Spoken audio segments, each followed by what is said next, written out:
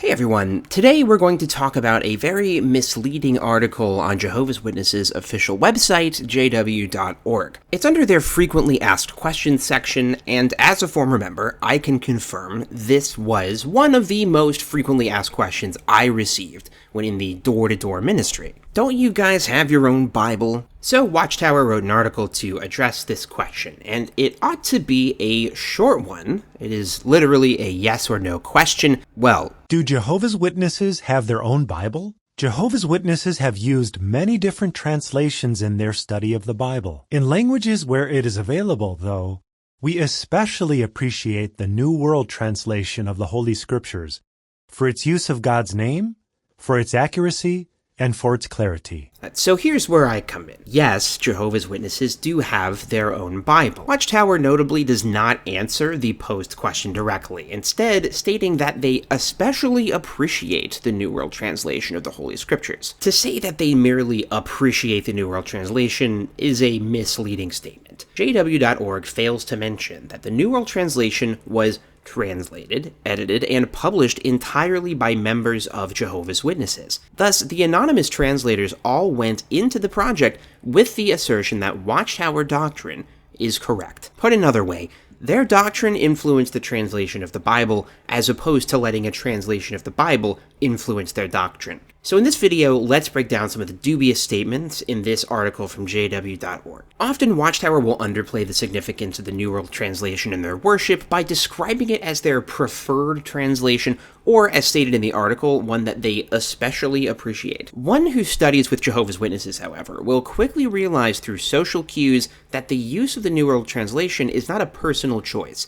It is mandatory. The language and shorthand of Jehovah's Witnesses is based around the unique wording found in the New World Translation. Things like the faithful and discreet slave, system of things, the fruitages of the Spirit, bad association, etc.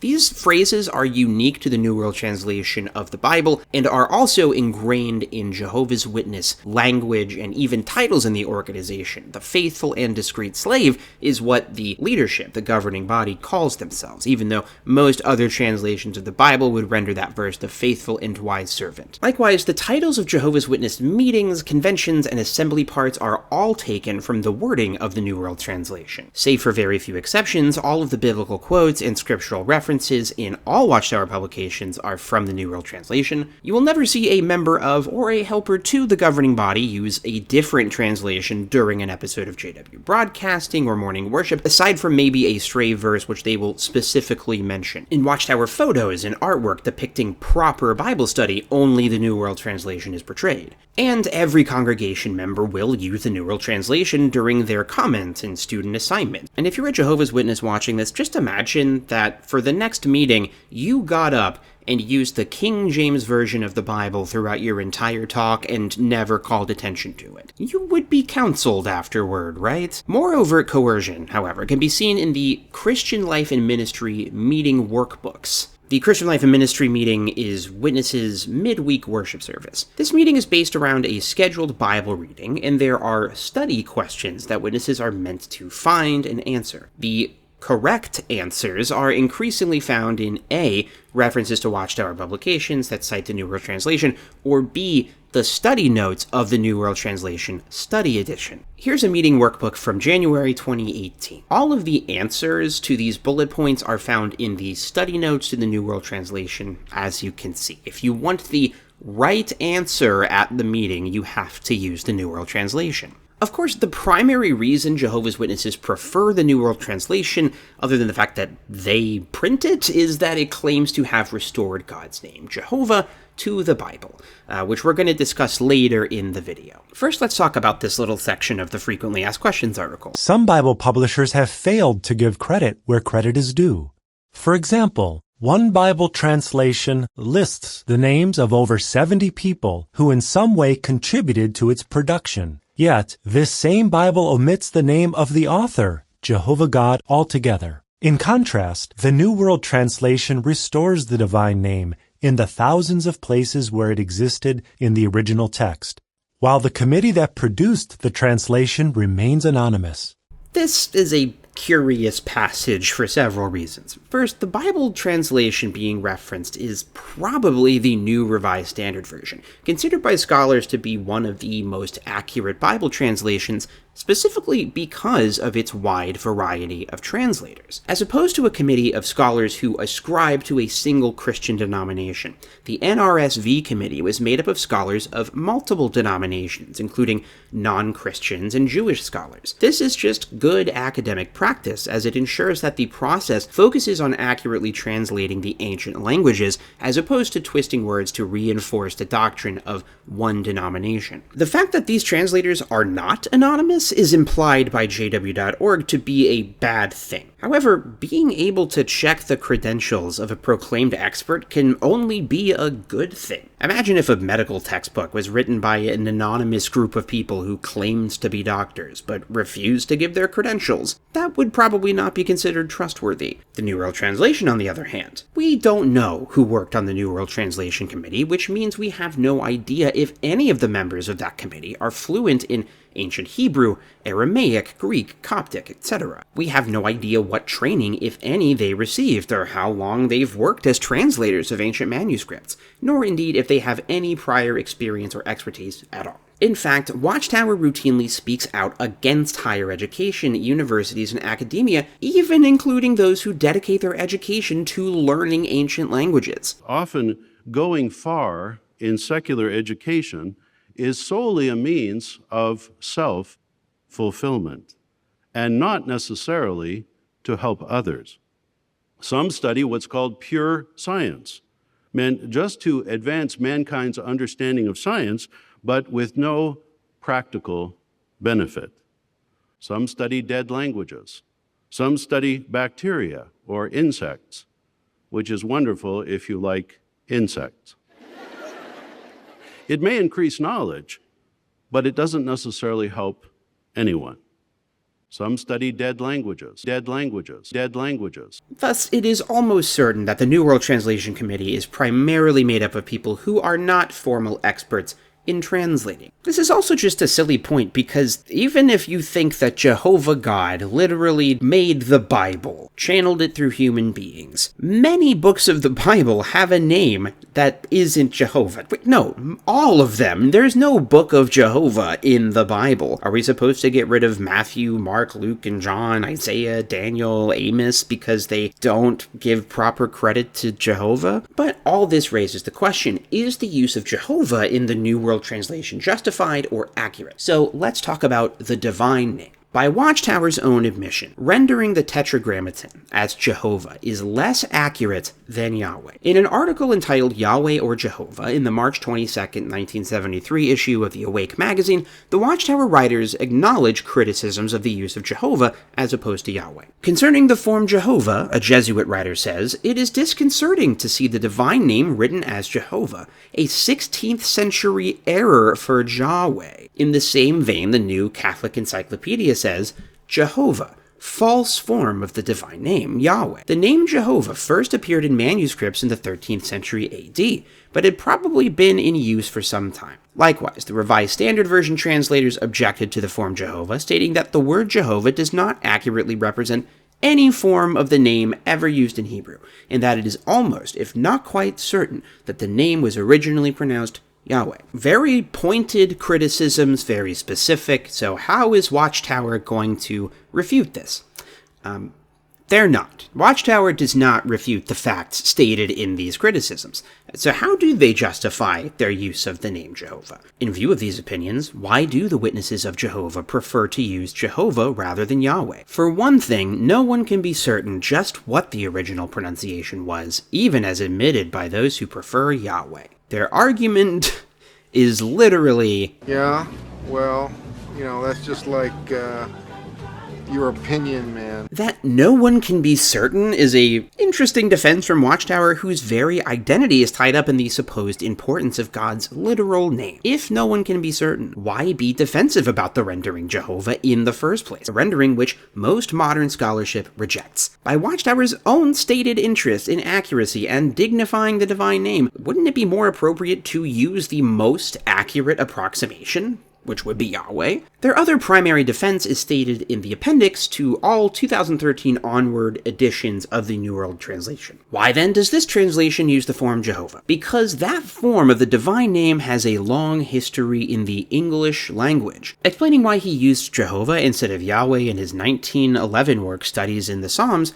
respected Bible scholar, oh, he's respected. Well, then it must be true. Joseph Bryant Rotherham said that he wanted to employ a form of the name more familiar, while perfectly acceptable, to the general Bible-reading public. The aforementioned 1973 Awake article, which this appendix is based upon, puts it in plainer terms. The form Jehovah has a currency and familiarity that Yahweh does not have. The stated reason comes down to the suggestion that Jehovah is more culturally popular than Yahweh. This is a pretty subjective opinion, as many churches regularly use Yahweh, and it is referenced in plenty of modern media. I've been called many things over many lifetimes. Ra, Krishna, Yahweh. What is perhaps more hypocritical is the fact that Jehovah is known to be an inaccurate rendering. I mean, they literally cited the source proving why it's inaccurate in their magazine and just didn't respond to it. But their entire brand just happens to be tied up in that name being really, really important. Now, this is all maybe a bit nitpicky. I, contrary to Watchtower, don't care how you pronounce God's name. Watchtower is not wrong that it's appropriate to use the divine name in a lot of places in the Old Testament, and that it became a tradition to replace the divine name with Lord or God in all caps.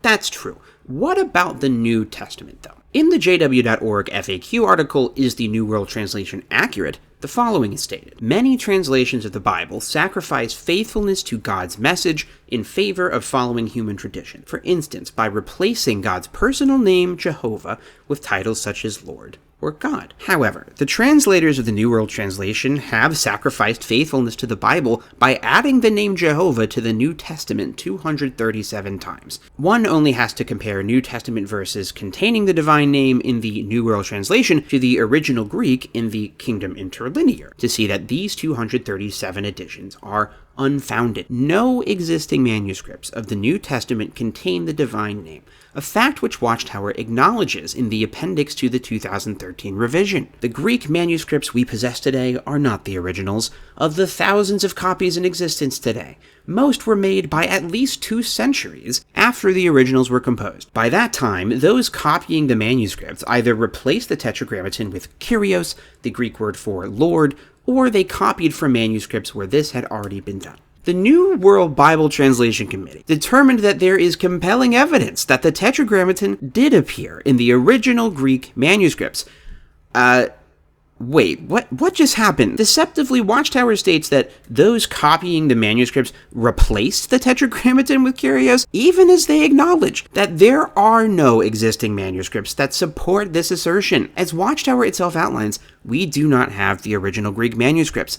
This means that when they say there is compelling evidence that the Tetragrammaton did appear in the original Greek manuscripts, they are basing their entire translation around assumptions about non-existent manuscripts. Look, we don't have the original, so we can't prove it, but if these non-existent things did exist, we're pretty sure they would back up the thing that we're saying. So yes, Jehovah's Witnesses literally print and produced and translated their own Bible. It was only worked on by members of their own organization, and this translation of the Bible is ingrained in every part of witness culture, from the words they use to the way they worship. Now, if I'm being kind, Watchtower's assertion is basically that, well, we're really only adding in the divine name in places where it would have appeared. Like, if Jesus was talking about his father, well, he knows his father's name. He would call him Jehovah. Now, this is very strange logic to me, because who calls their dad by their first name? Wouldn't it be more likely that you would call your dad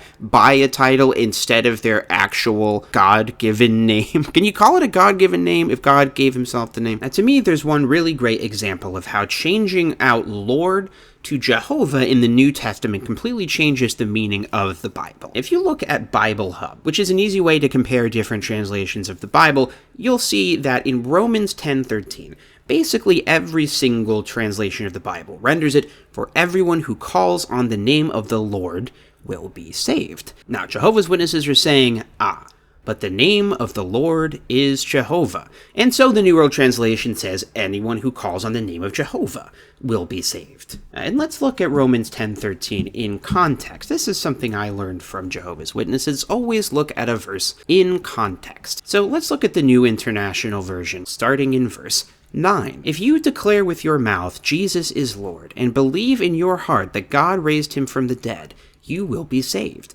For it is with your heart that you believe and are justified, and it is with your mouth that you profess your faith and are saved. As Scripture says, anyone who believes in him will never be put to shame.